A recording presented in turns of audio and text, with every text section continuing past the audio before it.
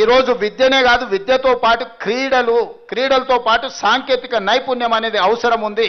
ఇక్కడున్న అధ్యాపకులకు నా సూచన, నా విజ్ఞప్తి ఒక్కడే, ఇందులో కూడా చాలామంది జాతి రత్నాలు వెళ్ళొచ్చు. వాళ్ళని ప్రోత్సహించండి, వాళ్ళ టాలెంట్ను గుర్తించండి, ఆ టాలెంట్ ప్రకారం వాళ్ళని ప్రోత్సహించండి. వాళ్ళు తప్పకుండా మన పాత పాలమూరు ఉమ్మడి జిల్లాకు, తెలంగాణ ప్రాంతానికి ఒక గొప్ప పేరు తీసుకొస్తారనే నమ్మకం, విశ్వాసం నాకుంది. ఈ ప్రాంతం బూరుగుల రామకృష్ణారావు గారిని, మర్రి చెన్నారెడ్డిని, సత్యనారాయణ రెడ్డి గారిని, హరగోపాల్ సార్ లాంటి వాళ్ళని అందించిన ప్రాంతం. తప్పకుండా ఇక్కడి నుంచి మేలి రత్నాలైన విద్యార్థులను తయారు చేయొచ్చనే నమ్మకం నాకు సంపూర్ణంగా ఉన్నది. అదే సమయంలో చిన్న చిన్న అంశాలు కొన్నిసార్లు లెక్కలు చూసినప్పుడు ఆశ్చర్యం, కొంత బాధ కూడా ఉంది. ఈరోజు ప్రభుత్వంలో 30,000 పాఠశాలలు ఉన్నాయి. ప్రభుత్వ పాఠశాలలో 24 లక్షల మంది స్టూడెంట్స్ చదువుకుంటున్నారు.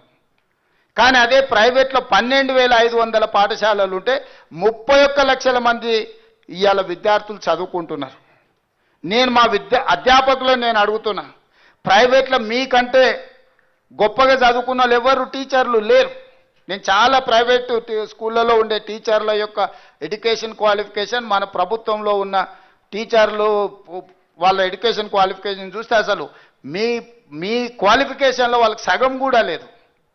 కానీ 30,000 పాఠశాలల్లో 24 లక్షల మంది స్టూడెంట్స్ ఉంటే 12,500 పాఠశాలల్లో 31 లక్షల మంది స్టూడెంట్స్ ఉన్నారు. ఎక్కడో చిన్న లోపం ఉంది. ఈ లోపాన్ని మేము మనందరం కలిసి గుర్తించాలి, ఆ లోపాన్ని తొలగించాలి. దానికోసం మనందరం కష్టపడాలి. నేను ఎవరి మీద ఆరోపణలు చేయదలుచుకోలే, ఎవరిని తప్పు పట్టదలుచుకోలే. ఇది మన వ్యవస్థలో ఉన్న లోపం, సవరించుకోవాల్సిన బాధ్యత మన మీద ఉన్నది. ఈరోజు యూనివర్సిటీలు కూడా అన్ని డీఫంక్ట్ అయిపోయినాయి. యూనివర్సిటీలో ఒకప్పుడు తెలంగాణ సమాజంలో ఏది వచ్చినా సమాజం యొక్క సమస్యను కూడా విద్యార్థులు వెలికితీసి పోరాటాలు చేసి ఆదర్శంగా నిలబడ్డారు. ఇలా తెలంగాణ రాష్ట్రం వచ్చిందంటే యూనివర్సిటీలో ప్రొఫెసర్లు, యూనివర్సిటీ విద్యార్థులు పోరాటాలు చేసిండ్రు, అమరులైనరు కాబట్టి తెలంగాణ రాష్ట్రాన్ని సాధించుకున్నాం. ఒక స్ఫూర్తినిచ్చిన ఆనాడు కాకతీయ ఉస్మానియా యూనివర్సిటీ. మరి ఈరోజు అవి కొద్దిగా వాటి ప్రభావం కోల్పోతున్నాయి.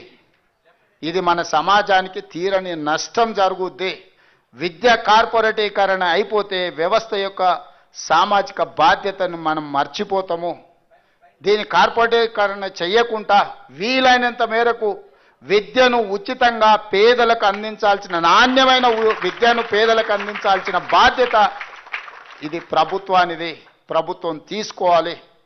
మీ సోదరుడుగా, మీ అన్నగా నేను మీకు మాట ఇస్తున్నా, మీకు నాణ్యమైన విద్యను అందించడానికి ప్రభుత్వం సంపూర్ణంగా ప్రయత్నం చేస్తుంది. అన్ని రకాలుగా ప్రభుత్వ పాఠశాలలను, ప్రభుత్వ కళాశాలలను, ప్రభుత్వ యూనివర్సిటీలను అన్ని రకాలుగా బలోపేతం చేయడానికి మా ప్రభుత్వం సిద్ధంగా ఉన్నది. మీరందరూ ప్రభుత్వ పాఠశాలలను ప్రోత్సహించండి. టీచర్లకు కూడా నా విజ్ఞప్తి, వీలైనంత మేరకు మీరు స్థానికంగా ఉండి పిల్లల్ని పాఠశాల అయిపోయిన తర్వాత కూడా వాళ్ళను ట్యూషన్స్ లాగానో టాలెంట్ ఉన్న వాళ్ళను కొంత ఎంకరేజ్ చేయడానికి అవసరమైన ప్రణాళికలు సిద్ధం చేసుకోండి. దానివల్ల ఈ పునర్నిర్మాణంలో వాళ్ళు భాగస్వాములు అవుతారు. ఇవాళ ఆ రకంగా మనం ప్రత్యేకమైన ప్రణాళికలు తీసుకొని మన పిల్లల్ని ప్రోత్సహించాలి. వీళ్ళందరూ మన కుటుంబ సభ్యులు, రేపు వీళ్ళే ఈ రాష్ట్రాన్ని నడిపించే వాళ్ళు అవుతారు. ఇది ఒక తరం.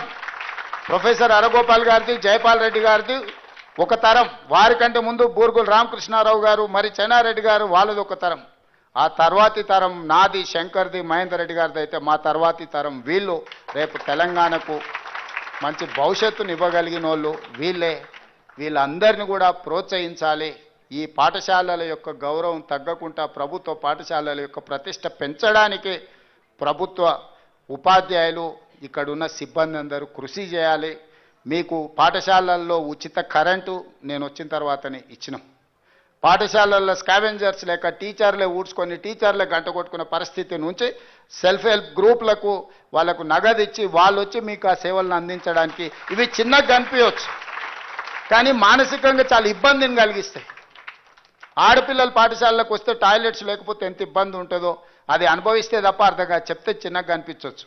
ఇట్లాంటి వాటిని అన్నిటిని పరిష్కరించే వాళ్ళను, ఊడ్చే వాళ్ళను, తూడ్చే వాళ్ళను, గంట కొట్టే వాళ్ళను మీకు కరెంట్ ఎక్కడెక్కడో ఉచితంగా ఇస్తున్నాం. కానీ భవిష్యత్తు నిర్మాణం, తరగతి గదుల్లోనే దేశ భవిష్యత్తు ఉందన్నప్పుడు పాఠశాలలకు ఉచిత కరెంట్ ఇవ్వకపోవడం తప్పు.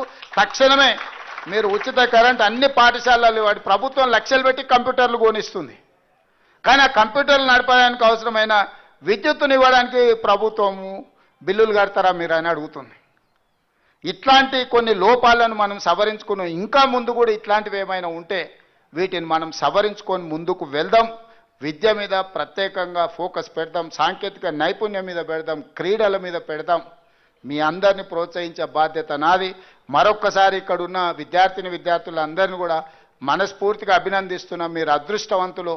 ఇక్కడ బూరుగుల రామకృష్ణారావు గారు, హరగోపాల్ గారు చదువుకున్న పాఠశాలల్లో మీకు చదువుకునే అవకాశం ఉంది. మీ పాఠశాలకు 150 సంవత్సరాల ఒక చరిత్ర ఉంది. ఇంత చరిత్ర కలిగిన పాఠశాలలో పనిచేసే ఉపాధ్యాయులు అదేవిధంగా చదువుకుంటున్న విద్యార్థులు అందరూ కూడా గొప్పగా గర్వంగా మీరు చెప్పుకోవచ్చు. బూరుగుల రామకృష్ణారావు గారి పాఠశాలలో మేము పనిచేస్తున్నాం, హరగోపాల్ సార్ లాంటి వాళ్ళు చదువుకున్న పాఠశాలలో మేము చదువుకుంటున్నాం అని చెప్పుకునే ఒక గొప్ప అవకాశం మీకు వచ్చింది. మీరు ఖచ్చితంగా మంచి పేరు తెస్తారని, మంచి పేరు తేవాలని నేను కోరుకుంటున్నా. ఈ పాఠశాలకి ఏ అవసరం ఉన్నా, ఇంకేదైనా విషయంలో ఏదైనా ఉన్నా కూడా ప్రభుత్వం సహాయం చేయడానికి సిద్ధంగా ఉంది. ఈ పాఠశాల గుర్తింపు గౌరవాన్ని తగ్గించకుండా పనిచేయాల్సిందిగా